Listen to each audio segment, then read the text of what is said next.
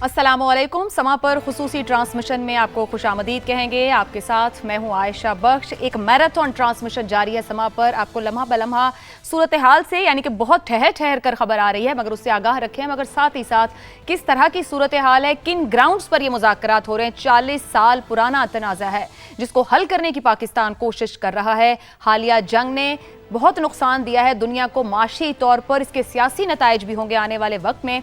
देखना यह है कि क्या इसको रिजॉल्व कर पाएगा इस्लामाबाद, जहां पर दुनिया की नजरें लगी हैं कि क्या इस्लामाबाद से वो नतीजा मिल पाएगा, यानी कि अमन की बात एक पायदार अमन की जानिब दुनिया बढ़ पाएगी। इसी पर गुफ्तगू रहेगी। समा के रिपोर्टर हैं सुमेरा खान, जो कि इस्लामाबाद से हमें बताएंगी। उनसे जानने की कोशिश करेंगे कि वहां पर सूरत हाल क्या है। अभी तक जो थोड़ी थोड़ी करके इतलात आ रही हैं वो ये बता रही हैं कि कुछ ना कुछ टॉक्स हुई हैं, अलहदा अलहदा बातचीत भी हुई है, कहीं ना कहीं मुश्तरका तौर पर भी कुछ गुफ्तगू हो रही है। अच्छी खबर, पॉजिटिविटी की गूंज है। सुमेरा, कहिएगा कि क्या सूरत हाल है? बिट्स एंड पीसेस में कुछ सूरत हाल वाजे हो रही है क्या? सुमेरा हमारे साथ नहीं है। अबसार आलम साहब हमारे साथ मौजूद हैं स्टूडियो से। अबसार साहब, आप ट्रांसमिशन का हिस्सा हैं, आगाह कर रहे हैं। कुछ खबरें आना शुरू हो रही हैं, लगी तो हुई है नजर, मगर जब तक तस्दीक ना हो बात नहीं की जा सकती। आलमी मीडिया भी कुछ बिट्स एंड पीसेस में छोटी छोटी खबरें दे रहा है कि मुज़ाकरात हो रहे हैं। यहाँ तक तो ट्राइलेटरल टॉक्स भी इसे कहा, दोनों बैठे हैं आमने सामने। वो मामला जिन पर इख्तिलाफ था, जो भी हल निकाला जा रहा होगा, आपको लगता है कि हम पॉजिटिविटी से आगे बढ़ रहे हैं? आयशा, बड़ा अच्छा सवाल किया आपने। और देखें मैं आपको एक बात बताऊं, ये बड़ी अहम बात है कि दोनों पार्टीज़ आमने सामने बैठी। आपने कहा 40 साल पुराना ये झगड़ा है, और 40 साल से अमेरिका और ईरान एक दूसरे के सामने डायरेक्टली नहीं बैठे। ये बहुत बड़ी कामयाबी है अब तक की, मैं समझता हूँ। देखिए आगे क्या होना है और किस नतीजे पे पहुंचना है, कौन सी साइड खुश ज़्यादा होगी, कौन सी कम होगी, या कोई नतीजा खुदा ना खास्ता निकलता है या नहीं निकलता, ये इसके अलावा है। ये अब तक का बहुत बड़ी कामयाबी है। पहली कामयाबी ये थी कि दोनों पार्टीज़ यहाँ पहुंची मुज़ाकरात के लिए, और सीरियसनेस आप देखें। अमेरिका का वाइस प्रेसिडेंट आया और वो अपने साथ एक टीम लेके आया बड़ी, और ईरान के अंदर से स्पीकर पार्लियामेंट के वो आए, वहाँ के फॉरेन मिनिस्टर आए, वहाँ के नेशनल सिक्योरिटी का जो उनका इदारा है उसके सेक्रेटरी आए, जो अली लारिजानी के जाने के बाद, शहादत के बाद बहुत बड़ा उसका रोल है उस इदारे का। फिर उनके जो साबिक IRGC के कमांडर हैं वो आए, सेंट्रल बैंक के गवर्नर आए। तो ईरान ने भी अपनी सीरियसनेस जो दिखाई है और अमेरिका ने भी दिखाई है, ये बहुत बड़ी बात थी। मैं समझता हूँ ये दूसरी कामयाबी है इन मुज़ाकरात की, कि वो दोनों पार्टीज अब आमने सामने एक टेबल पे बैठे हैं।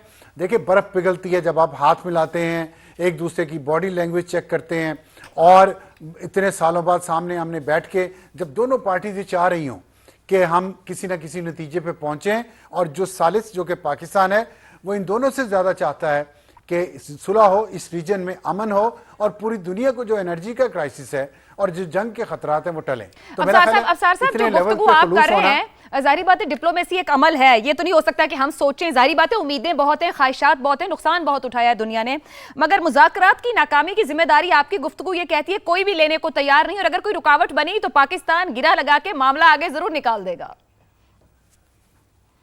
देखिए ये तो मुहावरा है ना कि डिफीट इज एन ऑर्फन, लेकिन मैं नहीं समझता कि डिफीट फिर डिफीट होगी, और होना भी नहीं चाहिए, ऐसा हमें सोचना नहीं चाहिए। गिरे पाकिस्तान ने बहुत लगाई, आपने गिरा का लफ्ज यूज किया। मैं जाती तौर पे ये बात जानता हूं कि जून की जो जंग हुई थी, जून 2025 की, तब से पाकिस्तान अमेरिका और ईरान के दरमियान गिरें लगा रहा है। इसमें जो स्पॉइलर है, हमेशा जो इंतशार और शैतान का काम करता है वो इसराइल करता है, और इसराइल ने हर बार जो अमन की कोशिशें थी उनको सैबोटेज किया है, और इस लम्हे तक वो कोशिशें कर रहा है। जयशंकर का जो विजिट है UAE का, वो ऐसे हवा में तो नहीं हुआ, और उस वक्त हुआ जब मोदी, आपको पता है कि ये वाली जंग शुरू होने से एक दिन पहले इसराइल में मौजूद था, और उनके साथ स्ट्रेटेजिक उन्होंने मुआहदा किया है, और वो फादरलैंड और मदरलैंड का खिताब दिया उन्होंने एक दूसरे को। तो उसके बाद ये जो बार बार झगड़े हो रहे हैं, जैसे हमला कर दिया ओमान में, जब मुज़ाकरात हो रहे थे तो हमला कर दिया, तो पाकिस्तान ने जिस तरह दोनों जहाज जिसमें हमारे मेहमान आए ईरान से, उनको जिस तरह पाकिस्तानी जेट फाइटर्स ने कवर दिया है, वो एक मैसेज था इसराइल को कि ले ऑफ, हम फटा नहीं चाहते, लेकिन हमारे साथ कोई फटा ना करे। हम इन मुज़ाकरात के लिए संजीदा हैं, हमें ओमान ना समझा जाए, हमें कोई और मुल्क ना समझा जाए। तो मेरा ख्याल है कि पाकिस्तान अपने मिलिट्री और diplomatic both muscles, Pakistan is flexing those muscles, और पाकिस्तान ये साबित भी कर रहा है कि हमें सबसे ज्यादा ख्वाहिश है इस अमन की। सुमेरा इस्लामाबाद से हमारे साथ हैं। सुमेरा, बताइएगा, बिट्स एंड पीसेस में इंटरनेशनल मीडिया की जाने से बहुत कुछ रिपोर्ट किया जाना शुरू हो चुका है, अब आप क्या हमें अपडेट देंगी इस्लामाबाद से? कितना अमल आगे बढ़ा है? अब मैं ये नहीं कहूँगी कोई नतीजा निकलेगा, तो एक अमल है, वक्त लगेगा। क्या सूरत हाल है इस वक्त तक की? बिल्कुल ऐसे ही आयशा, और ये बहुत सब्र आजमा अमल होता है। मगर from I was just speaking to a diplomat, very seasoned diplomat, और उन्होंने कहा कि जब इतनी बड़ी बैठक सजती है तो ऐसे ही नहीं सजती, सिर्फ दस्तखत करने के लिए नहीं होती या सिर्फ बातें करने के लिए नहीं होती, उससे पहले बहुत सारा जो मुश्किल और सब्र आजमा मरहला होता है वो तय कर लिया गया होता है। अभी ये सब्र तो कुछ भी नहीं है। आप देखिए बैकडोर डिप्लोमेसी में या मिलिट्री डिप्लोमेसी में कितना काम कर लिया गया था, तो आपने इतना बड़ा इवेंट आज इस्लामाबाद में होते हुए देखा है, और यकीनन इसके अंदर किसी किस्म की ख्यास आराइयों की गुंजाइश नहीं बनती। मेरे साथ इस वक्त पाकिस्तान के एक मायना सिफारतकार भी मौजूद है, मैं चाहूंगी आपके उनसे। Sardar Masood is with me, former president and renowned diplomat on behalf of Pakistan। Sardar साहब से भी मैं पूछना चाहूंगी, अभी काफी डिस्कशन इसके ऊपर भी हमारी। सरदार साहब, you are here since morning and you're speaking to different media outlets, you spoke to international media as well। आप बताइए ये तमाम तर राउंड ऑफ डायलॉग के हवाले से, what is your perspective and what do you think how it's going about? अच्छे माहौल में मुज़ाकरात शुरू हुए, उसके बाद जो है जो वज़ीर-ए-आज़म पाकिस्तान से वफूद की सरबराहान की मुलाकात हुए हैं, और उन्होंने अपनी पोजीशन से पाकिस्तान के वज़ीर-ए-आज़म को आगाह किया, जिसका मतलब है कि पाकिस्तान का सहूलतकारी का, मेज़बानी का, सालसी का रोल बरकरार है। दूसरी जो चीज़ हो रही है वो ये है कि अब अमेरिका की इत्तलात आ रही है कि अमेरिका और ईरान की भी बरामद राब्ते हो रहे हैं, और उस वजह से जो है ये उम्मीद उभर के सामने आई है कि ये अपनी इख्तलाफात मिटा लेंगे और बुनियादी इख्तलाफात मिटा लेंगे। दूसरे उलझे हुए मसाइल जो है वो बाद में हल कर सकते हैं, लेकिन इतना कम अज़ कम वो ये कर सकते हैं कि इस जंगबंदी को मुस्तकिल कर दें, और उसके बाद आपने हरमुज़ के ऊपर कोई राय हो जाए। और फिर जो तीसरी चीज़ ये हो सकती है कि जौहरी प्रोग्राम के सिलसिले में कोई फैसला हो सकता है कि उसे कोई कमेटी हल कर सकती है। ऐसा हो पाएगा? I'll appreciate अगर आप थोड़ा सा और भी ऊंचा बोले ताकि नाज़रीन देख जो है इस वक्त ये बहुत हसास मुज़ाकरात चल रहे हैं। कोई चीज़ भी कबल अज़ वक्त कहना, उससे जो है खबर फैल जाएगी, और उसके बाद जो है यानी वो खबर जो है आजकल के माहौल में फैलती ही चल जाएगी। मेरा ख्याल है कि बहुत ही खास मंजर है, और इसमें हमारी यानी पाकिस्तान की कोशिश ये होगी कि ये मुज़ाकरात नतीजा खेज साबित हुई। मैंने कहा कि जौहरी प्रोग्राम है, उसके ऊपर कोई मुआहदा हो सकता है।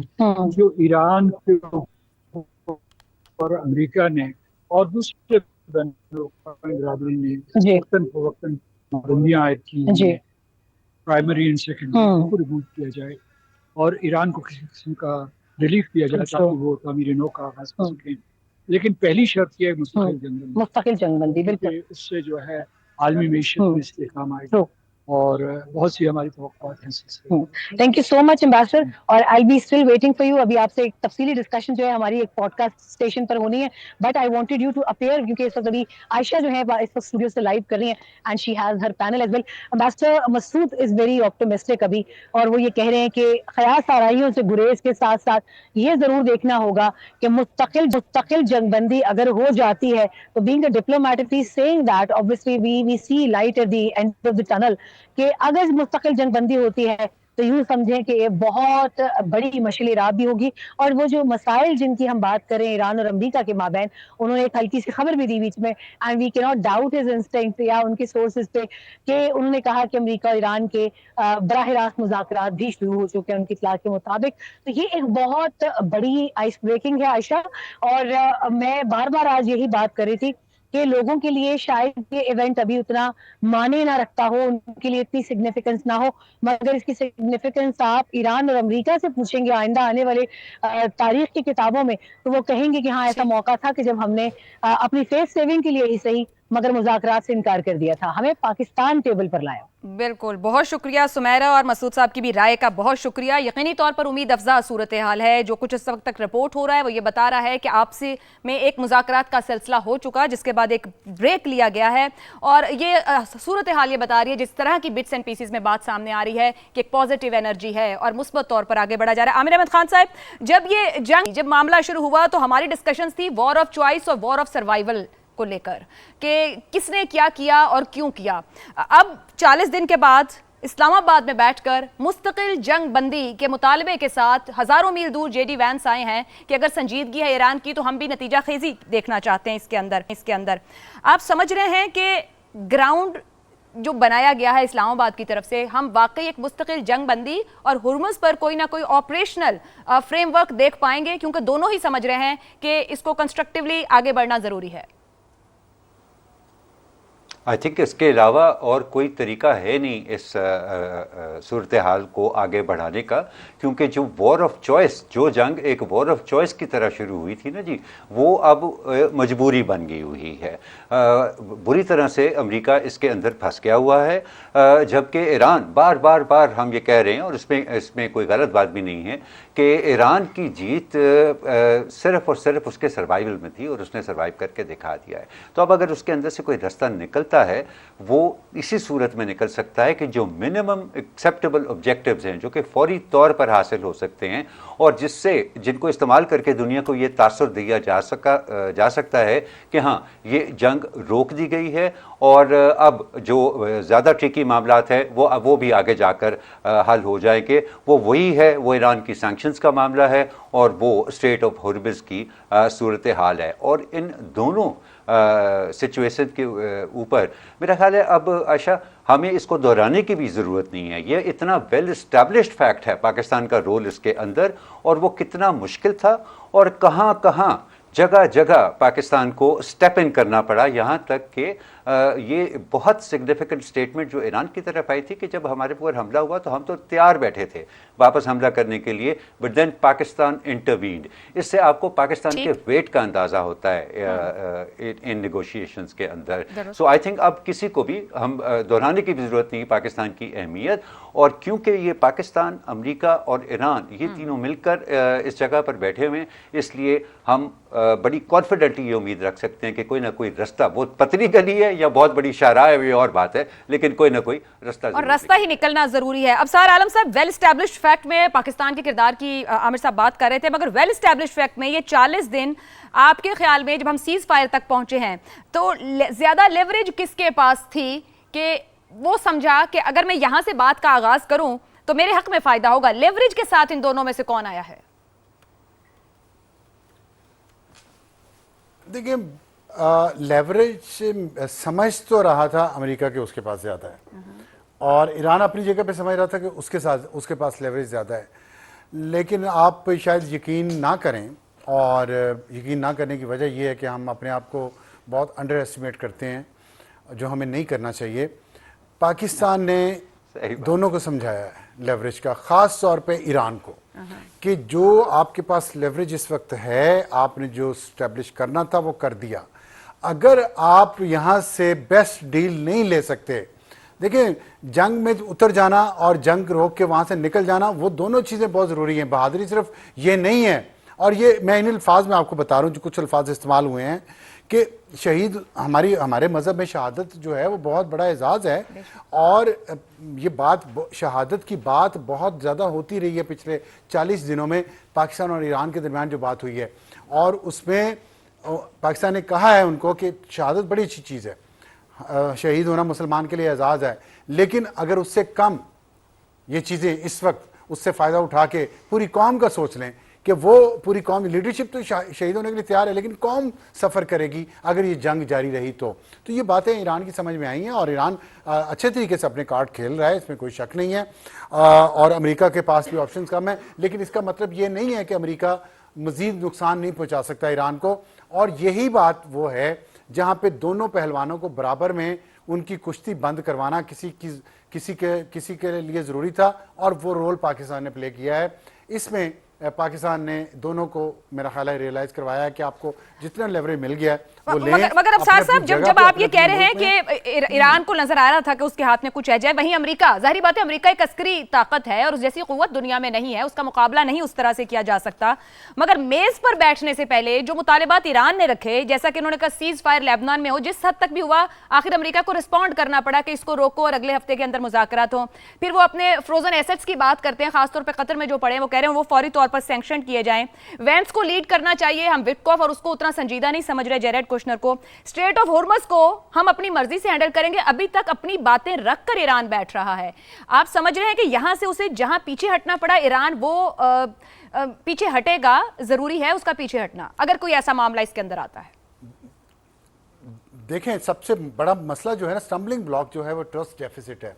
ईरान के साथ जो कुछ किया है, मैं कहता हूँ अमेरिका ने तो किया, तो अमेरिका नहीं है, लेकिन ये इसराइल ने किया है। इसराइल जिस तरह अमेरिका को इस्तेमाल कर रहा है, ट्रंप को जिस तरह उसने इस्तेमाल कर रहा है, मैं इस बात पे मुझे थोड़ा सा इत्मीनान है, खुशी नहीं मैं कहूँगा, कि मैंने अमेरिकन मीडिया को देखा है कि अब वो ये बात करना शुरू हुआ है कि इसराइल हमको किस किस तरह यूज़ कर रहा है। तो उस वजह से जो ट्रस्ट डेफिसिट है ईरान के सामने, वो बहुत अहम चीज़ है। इसलिए ट्रस्ट को बहाल करना दोनों में, वो जेडी वैंस इसलिए ज़रूरी है, दो तीन वजूहत हैं उसकी। एक तो जेडी वैंस शुरू से ही इस जंग के ख़िलाफ़ था, फिर दूसरा साल है ये ट्रंप की सदारत का, अब दूसरा साल है दूसरे दौर का। तीसरी दफ़ा ट्रंप सदर नहीं बन सकता जब तक कि अमेरिका के आइन में तरमीम ना हो। दूसरा साल जब ख़त्म होगा तो वहाँ इलेक्शन होने हैं, रिपब्लिकन और डेमोक्रेट्स के जो कांग्रेस के हैं, उसमें रिपब्लिकन पार्टी अगर हार गई तो ज़ाहिर है अगले 2 साल प्रेसिडेंट ट्रंप एक सिटिंग डक प्रेसिडेंट होगा अमेरिका का। तीसरी चीज़ ये है कि 2 साल के पूरे होने के बाद जो अगली इलेक्शन की कैंपेन है वो शुरू होनी है, उसमें जेडी वैंस चाहता है कि मैं किसी ऐसे उसके साथ जाऊं, किसी कारनामे के साथ जो मैं लोगों को बेच सकूं, और मैं अपनी जो सदारती इलेक्शन में he is the next candidate for Republicans. तो इसलिए वो चाहेगा कि यहाँ से डील हो और यहाँ पे ट्रस्ट जो ईरान का डिस्टर्ब हुआ है वो उसको रिस्टोर करे। अब वो किस हद तक हो सकता है, ईरान ट्रस्ट कर रहा है अमेरिका पे, जहाँ पे ईरान का आना, इतने बड़े वफ्द का जो मैंने आपको नाम लिया है, वो ही इस बात की अलामत है कि ईरान ट्रस्ट कर रहा है। फिर आपको याद है 20 जहाज का जिक्र किया, पहले 4 जहाज़ों का जिक्र किया, बहरी जहाज़ों का ट्रंप ने, फिर 20 का किया। वो ईरान की तरफ से वो CBM था, वो कॉन्फिडेंस बिल्डिंग मेजर था कि देखिए हम, और ये अमेरिका की फरमाइश थी पाकिस्तान से कि कौन वहाँ पे जो लोग बात कर रहे हैं, क्या वो इंचार्ज भी हैं, क्या वो कुछ वहाँ पे अपनी रिट उनकी ईरान के अंदर है। वो साबित किया गया कि ईरान के अंदर रिट इन्हीं लोगों की है जो इस वक्त मुज़ाकरात कर रहे हैं। तो इसलिए ईरान ने चीज़ें आगे लेके गया है। ईरान को प्रॉब्लम जो है ना वो इस वक्त गल्फ़ कंट्रीज से है, उसमें सऊदी अरब के साथ पाकिस्तान ने जो माहिदा किया उसके बाद तो मामला बहुत बेहतर हैं, लेकिन कुछ और मुल्क हैं जो इसराइल के साथ मिलके ये नहीं चाहते कि ईरान का अपर हैंड इस जंग के बाद हो। लिवरेज की आपने बात की है, पहले ईरान स्ट्रेंथन हुआ है इस जंग के बाद, हालांकि उसके अंदर बहुत तबाही हुई है, लेकिन जब ये जंग बंद होगी और उस पर सैंक्शंस ख़त्म होंगी, जिसके लिए वो कोशिश कर रहा है, उसके जो एसेट्स फ्रीज हुए हैं वो अनफ्रीज होंगे, और अगर उसको हॉर्मुज़ से गुजरने का कुछ किराया टोल मिलना शुरू हो जाए उस हद तक कि वो अपना जंग का नुकसान पूरा कर ले, तो मेरा ख्याल है कि Iran will be a middle power very soon. ये बड़ी अहम बात आपने रख दी है, इस पे पहले भी हम सवाल उठा रहे थे। आमिर अहमद खान साहब, फिर अगर इस तरीके से सामने आएगा ईरान, तो जाहिर बात है हमसाया ममालिक हैं, उनको ऑलरेडी बहुत से तहफ़्फ़ुज़ात हैं इस पूरी सूरत हाल के ऊपर, वो भी कहीं ना कहीं इस होने वाली डील में मौजूद हैं, बेशक नज़र नहीं आ रहे हैं, मगर उनके कंसर्न्स भी यहाँ एड्रेस होंगे। आपके ख्याल में जिस तरीके से पाकिस्तान सभी जानिब अपनी एक कैपेसिटी रखते हुए सबको न्यूट्रलाइज सूरत हाल में आगे बढ़ा रहा है, उनके दरमियान रास्ता निकालने की कोशिश कर रहा है, तो ये जो इत्तेहादी ममालिक के खदशात हैं, मतलब नज़र ना आते हुए भी वो होने वाली जिस डील या डायलॉग की हम बात कर रहे हैं उसमें कहीं ना कहीं मौजूद होंगे और एड्रेस किए जा रहे होंगे। अच्छा, मेरी ये बात शायद लोगों को ज़्यादा अच्छी ना लगे, लेकिन मैं समझता हूँ कि जितना बड़ा चैलेंज एक बहुत लंबे अरसे के बाद अमेरिका और ईरान को आमने सामने बिठाना था और उनके बीच में मुज़ाकरात का एक सिलसिला शुरू करना था, शायद उससे कहीं बड़ा चैलेंज हो GCC को किसी एक चीज़ के ऊपर आमादा करना और उसको इस अमन के प्रोसेस का हिस्सा बनाना। अनफॉर्चुनेटली ये एक हिस्टोरिकल रियलिटी है कि GCC के मुख्तलिफ ममालिक जो हैं उन्होंने अपनी सिक्योरिटी पॉलिसी और अपनी फॉरेन पॉलिसी की बुनियाद अपनी उस नेचुरल वेल्थ को रखा, जियोपॉलिटिकल सिचुएशन को नहीं रखा। उनका ख्याल था कि जब तक उनके पास तेल है या जब तक उन्होंने अपने आप को UAE की तर्ज के ऊपर एक global centre of trade and travel and tourism के तौर पर फैशन किया हुआ है और अमेरिका उनके साथ है, तो उनको किसी तौर पर परेशान होने की ज़रूरत नहीं है।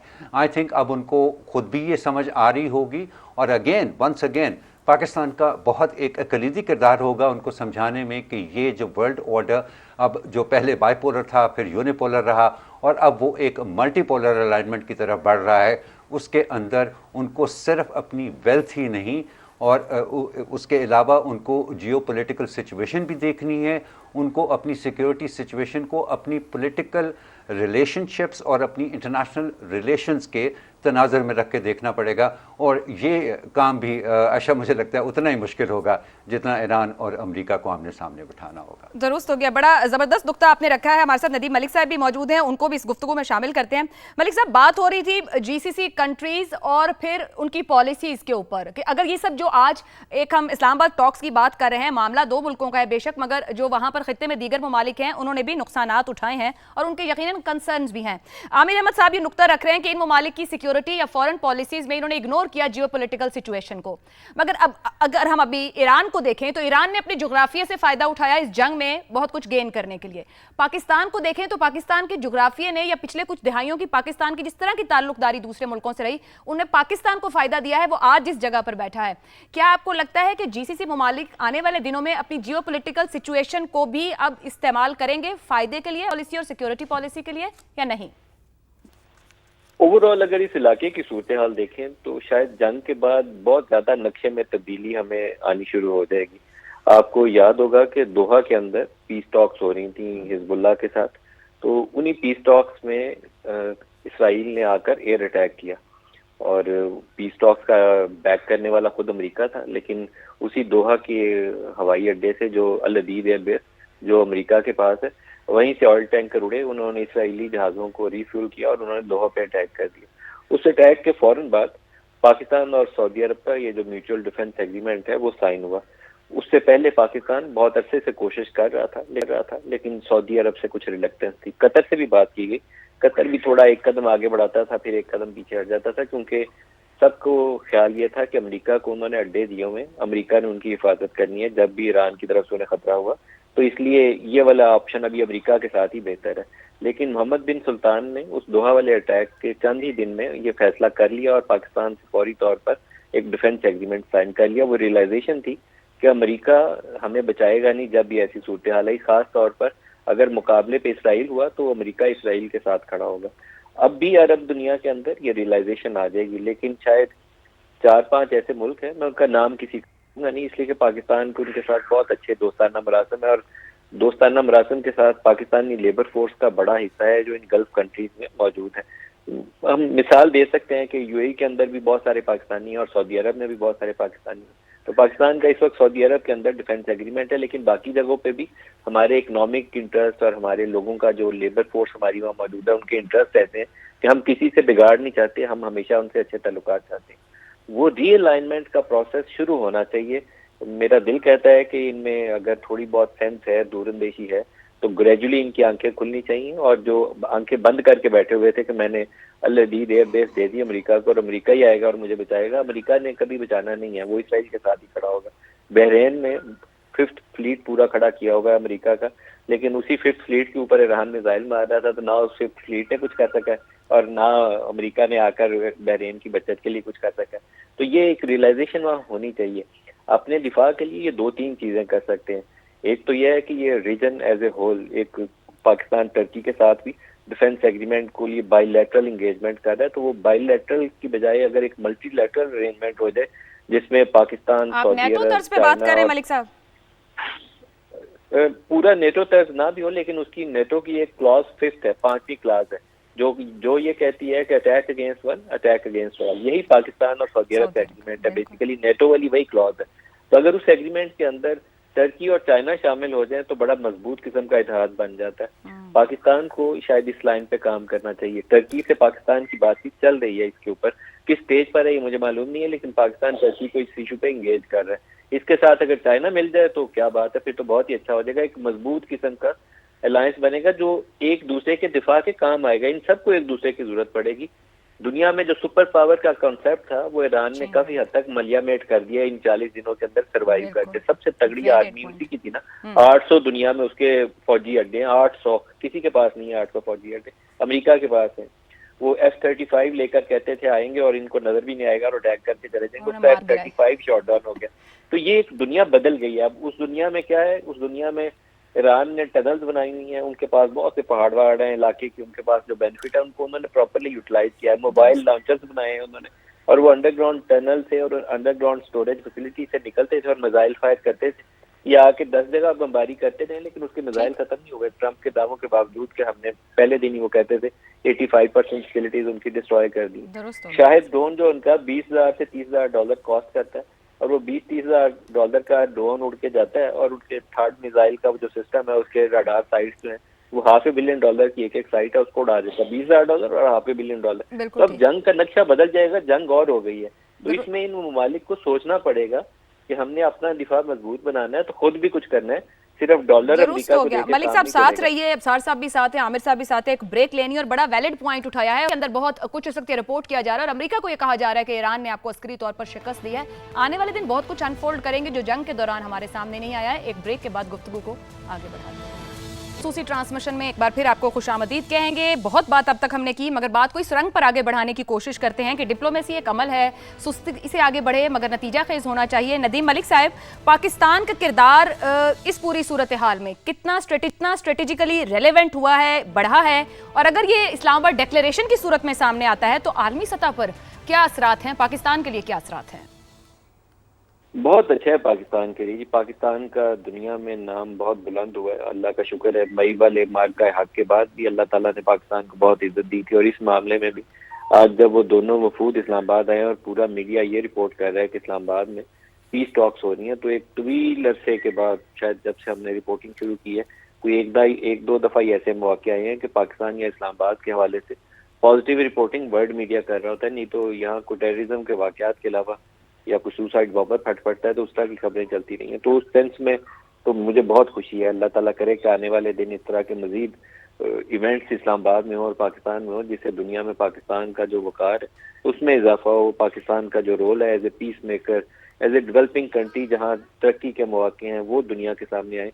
तो मेरी तो दिली दुआ ही है, 30-35 सालों में, जब से 35-36 साल अब तो तकरीबन हो गए, तो इन 35-36 सालों में मुझे पाकिस्तान की इकोनॉमी के हवाले से बुरी खबरें बहुत सुनने को मिलती रही हैं। तो मुझे लगता है कि शायद एक टर्निंग पॉइंट्स आते हैं कौमों की जिंदगी में, शायद वो मौका हो कि आगे चल के अगर इस इलाके की ओवरऑल जो रीजनल सिनेरियो है वो भी बेहतर रहता है, पुरअमन रहता है, तो पाकिस्तान अगले 4-5 साल में बेहतर तरीके से आगे बढ़ सकता है। अभी तक तो पाकिस्तान का सफर ये रहा है कि $1 अरब इधर से मान, $2 अरब उधर से मान, और एक साल का बंदोबस्त करके हम अगला साल सोचते नहीं है। उससे हमें आगे निकल जाए तो अल्लाह करे एक्सपोर्ट्स बढ़ जाए, कुछ इन्वेस्टमेंट आ जाए तो जिंदगी बेहतर हो जाएगी। ये पहला स्टेप है। अभी पिछले चंद रोज में आप देखें कि ब्रिटिश प्राइम मिनिस्टर कॉल कर रहा है, आपको फ्रेंच प्रेसिडेंट कॉल कर रहा है, दुनिया के जितने लीडर्स हैं वो सारे कॉल कर रहे हैं। तो वो एक नया रिलेशनशिप जो है आपका, उसकी शुरुआत हो रही है। पाकिस्तान अगर कोशिश करे कि ये टॉक सक्सेसफुल हो जाए, इस्लामाबाद डिक्लेरेशन जिसका आप कह रही हैं, इस्लामाबाद डिक्लेरेशन आता है और एक पीस अकॉर्ड हो जाता है ईरान और अमेरिका के माबैन, उसके बाद पाकिस्तान को दावत देनी चाहिए, स्टारमर को भी, मैक्रोन को भी और बाकी लोगों को भी। वो आएंगे इस्लामाबाद और आके खुशी से विजिट करके जाएंगे। लेकिन असल जो अपॉर्चुनिटी पाकिस्तान को शायद मिलेगी वो अरब दुनिया से मिलेगी। अरब दुनिया में आपकी मैन पावर एक्सपोर्ट्स पहले से और ज्यादा हो सकती हैं। यहाँ से अफरादी कुव्वत बड़ी तादाद में इन मुल्कों में जा सकती है। खास तौर पर हमारे पास अब कंप्यूटर एजुकेशन वाले बच्चों की बहुत बड़ी तादाद पाकिस्तान में मौजूद, बहुत अच्छी खासी तादाद है। सारों के पास क्वालिटी एजुकेशन नहीं है, लेकिन नंबर में ठीक ठाक इजाफा हो चुका है पिछले 5 से 6 सालों के अंदर। तो अगर पाकिस्तान इंगेज करता है सऊदी अरब, कतर, यूएई, कुवैत, इन सारे मुल्कों के साथ, तो हम डबल कर सकते हैं उन नंबर्स को जो ऑलरेडी वहाँ मौजूद है। यहाँ महदूद अपॉर्चुनिटीज है, लेकिन वहाँ आप भेज सकते हैं। मगर ये अपॉर्चुनिटीज बढ़ भी सकती हैं आने वाले वक्त में। मुझे इजाजत दीजिएगा अबसार साहब को शामिल कर लें, आपको पता है कि हमारे पास टाइम का कंस्ट्रेंट रहेगा। अबसार साहब, जिस तरह मलिक साहब ने बात की है, पाकिस्तान की स्ट्रेटेजिक रेलेवेंस कितनी बढ़ेगी जो पाकिस्तान इस वक्त किरदार अदा कर रहा है, और इसके जरिए पाकिस्तान के किस तरह के गेन्स, क्या बड़े माशी गेन्स भी मिल सकते हैं? देखिए, पाकिस्तान की जो स्ट्रेटेजिक इम्पोर्टेंस आपने क्या कहा, अहमियत, रेलेवेंस, वो इम्पोर्टेंस बढ़ेगी तो रेलेवेंस इम्पोर्टेंस बढ़ेगी तो मुझे नहीं पता कि कितनी बढ़ेगी, बढ़ चुकी है। ओके। मैं ये दुआ कर रहा हूँ और मैं ये बार बार बात कह रहा हूँ कि अल्लाह इसे हमें हजम करने की तौफीक अता फरमाए। बात चीज़ें होती हैं आप हजम भी नहीं कर पाते ना, तो अभी तक जो हुकूमती मामलात चल रहे हैं, जो लोग चला रहे हैं, वो तो मुझे लग रहा है बहुत अच्छे तरीके से चला रहे हैं। वो नीचे ट्रांसलेट करे, वो हमारी जो ब्यूरोक्रेसी है, निचले जो टीयर्स है, जो हमारी असेंबलीज हैं, तमाम असेंबलीज की बात करूं, कौमी असेंबली भी, सूबाई असेंबली भी की, हमारी पॉलिटिकल पार्टीज हैं, अब सर मीडिया माजरत, वो जुडिशरी एक जुमला देने क्योंकि दीजिएगा। मलिक साहब ने कहा हमने जिंदगी में 1-2 बार लम्हे देखे, मगर हमारे पास एक नस्ल है जिसने ऐसा कुछ भी नहीं देखा, तो उसके लिए इसको हजम करना, एक्सेप्ट करना और एक पाकिस्तानी के तौर पे लेना, वो भी शायद हजम नहीं कर पा रहे। पॉलिटिकल पार्टीज ने एक अच्छा जेस्चर जरूर दिया है, मगर वो लोग नहीं समझ पा रहे अभी। ये अच्छा सवाल है आपका, लेकिन मैं अपनी ऑब्जर्वेशन अगर आपको बताऊं तो मुझे उस जनरेशन से डर नहीं लगता जिससे आपका ताल्लुक है, या आपसे जो यंगर जनरेशन है। मुझे डर लगता है अपनी जनरेशन से, जो हम बड़े ओहदों पे, मेरी जनरेशन के लोग बड़े ओहदों पे बैठे हैं यहाँ पे, लेकिन वो खुद बड़े नहीं हैं। हमारे एक एहसास कमतरी में रह के, शिकस्त खा के एक हालत ऐसी हो गई है कि हम बड़ा सोचते ही नहीं हैं। अब हम वी डोंट ड्रीम बिग। और ये जो कुछ लोग हमारे इस वक्त हुक्मरान है ना, अगर आप सिविल और मिलिट्री लीडरशिप की बात करें तो इन्होंने उस स्ट्रेट जैकेट को तोड़ा है। They are thinking big and they are doing big. ये बात हमें माननी चाहिए और कहनी चाहिए। और ये कैसे हुआ है ये मुझे नहीं पता कैसे हुआ है, ये भी तो आप बताएं ये कैसे हुआ है, क्योंकि सिखाया ही नहीं गया ड्रीम बिग, तो फिर कैसे होगा ड्रीम बिग? उस एक नस्ल को सिखाया ही नहीं ड्रीम बिग। इसलिए देखें, एक्सेप्शन आर ऑलवेज देयर। आपको ये देखना पड़ता है ना कौन किस ओहदे पे आ गया है। अब पिछले कुछ अरसे से जिस तरह मैं हाइब्रिड निज़ाम को आपके प्रोग्राम में कितना मैं इसकी मुखालफत करता रहा, आज भी करता हूं, लेकिन इस वक्त उस हाइब्रिड निज़ाम ने डिलीवर बहुत किया है। तो जो लोग उस हाइब्रिड निज़ाम को चला रहे हैं वो आए हैं। अब नहीं, मैंने राय नहीं बदली, लेकिन अगर इस मुल्क के लोगों के लिए कुछ अच्छा हो रहा है तो मैं जिस आइडियोलॉजिकल वर्ल्ड में रहता हूं मैं उसमें थोड़े अरसे बाद रहना शुरू कर दूंगा। जब हमारे हालात जो हैं इसमें ना एक सियासी जमात ना एक इदारा कुछ नहीं कर सकता। इसीलिए मैं सिविलियंस को ये कहता हूं कि भाई जो उन्होंने करना था वो कर दिया। आपका डिफेंस देख लें, मिलिट्री देख लें, आपकी जो मिलिट्री डिप्लोमेसी है वो देख लें। तो अब बाकी काम सिविलियन भी तो कुछ करें ना। और इसकी बेस्ट एग्जांपल है इसहाक डार। इसहाक डार देखे, उन्होंने अपनी स्पेस बनाई है ना। फॉरेन पॉलिसी पे लोगों को होता था जी वो तो कहीं और से चलती है, लेकिन और तावन से चलाया। कोई किसी को धक्के नहीं मार रहा। मुझे इजाजत दीजिएगा, आपके 1-2 जुमले ब्रेक के बाद लेती हूँ। मुझे ब्रेक का बहुत कहा जा रहा है। ब्रेक के बाद गुफ्तगू को आगे बढ़ाएंगे। ब्रेक से पहले अफसार साहब गुफ्तगू कर रहे थे। अफसार साहब, अब ड्रीम बिग की बात करते हुए हाइब्रिड ने जो डिलीवर किया उसकी बात आपने आगे रखी और सिविलियन लीडरशिप को कहा जिम्मेदारी संभालो। आपको लगता है इतना कुछ तब्दील हो रहा है तो ये जो हमारा सिविलियन पॉलिटिकल एंड है यहाँ भी तब्दीलियां आएंगी? देखें, ये अल्लाह ने हमें अपॉर्चुनिटी दी है। अगर हम नहीं करेंगे तो हम बहुत नुकसान उठाएंगे। इसीलिए ये करना चाहिए और इनको करवाना चाहिए। जो लोग इस वक्त इस निज़ाम को चला रहे हैं उन्हें चाहिए कि गवर्नेंस बेहतर करें, और जो गवर्नेंस बेहतर नहीं कर सकते उनकी छुट्टी करवाएं। जब एक हार्ड स्टेट की बात करवाना चाहिए और कौन छुट्टी करवाएगा, मैं समझी नहीं आपकी बात। जो निज़ाम को चला रहे हैं, जो निज़ाम के सर पे बैठे हैं, अच्छा। वो करवाएं। वो क्यों नहीं करवा सकते? देखिए गवर्नेंस, मुझे ऑनेस्टली स्पीकिंग, मुझे इस वक्त रात को नींद आती है ना सुकून से, मुझे इसलिए कि बाहर से मुझे डर नहीं है कि इंडिया हमला कर देगा, इसराइल कर देगा, इवन अमेरिका कर देगा। मुझे इसका खतरा नहीं है अब, क्योंकि मैंने देख लिया। लेकिन अंदरूनी निज़ाम, मैं रोजाना यहाँ पे जहां भी जाता हूँ, सरकार से या इस एडमिनिस्ट्रेशन से, पाकिस्तान के किसी भी शहर में मेरा वास्ता पड़ता है ना, तो मुझे गुस्सा आता है। अगर शहरी का ये गुस्सा खत्म नहीं कर सकता, ज्यादा कमजोर कर देता तो है। फिर दुरुस्त हो गया। आमिर अहमद खान साहब, हम बात कर रहे हैं पाकिस्तान कितनी रेलेवेंस बढ़ेगी जो पाकिस्तान वर्ल्ड स्टेज पे किरदार अदा कर रहा है। मिलिटरीली हमने देखा पाकिस्तान ने बहुत सी अचीवमेंट की हैं पिछले कुछ देर में। क्या माशी और सियासी तौर पर भी तब्दीलियां आएंगी? Ayesha, let's not under estimate के वो पहले भी बात हुई ना, तला साहब ने भी कहा, अफसार साहब ने भी इसका जिक्र किया कि सक्सेस हैज मेनी पेरेंट्स। ये लेट्स नॉट अंडर एस्टिमेट कि पाकिस्तान के कॉन्फिडेंस में कितना ज़्यादा इजाफा होगा। देखें, बहुत दफ़ा हम सुनते थे कि जब सी पैक का मामला शुरू हुआ ना, तो बहुत दफ़ा हम सुनते थे कि जी ये और चाइनीज़ की आपको पता है आदत है, वो 2 हफ्ते के अंदर अस्पताल बना देते हैं और महीने के अंदर अंदर वो पुल बना देते हैं बड़े बड़े। तो यहाँ पर भी ये एक्सपेक्टेशन थी कि अब तो रातों रात पाकिस्तान का जो है हाल बदलने वाला है, तकदीर बदलने वाली है। और फिर जब कुछ नहीं होता था तो नहीं समझ आती थी कि ये क्यों नहीं हो रहा है। और जब कर्ता धर्ताओं से कोई बात होती थी तो वो कहते थे हाँ देखो ना, इधर से भी दबाव आ रहा है, उधर से भी दबाव आ रहा है, इसलिए ये सारा मामला रुका हुआ है। अगर हम बलूचिस्तान में कुछ करने की कोशिश करते हैं तो इंडिया वहाँ पर अपने मोरे जो है वो चालू कर देता है। हम गवादर की बात करते हैं तो खलीजी ममालिक से दबाव आना शुरू हो जाता है। हम ईरान पाकिस्तान गैस पाइपलाइन की बात करते हैं तो ईरान की सैंक्शंस आड़े आ जाती हैं सारा।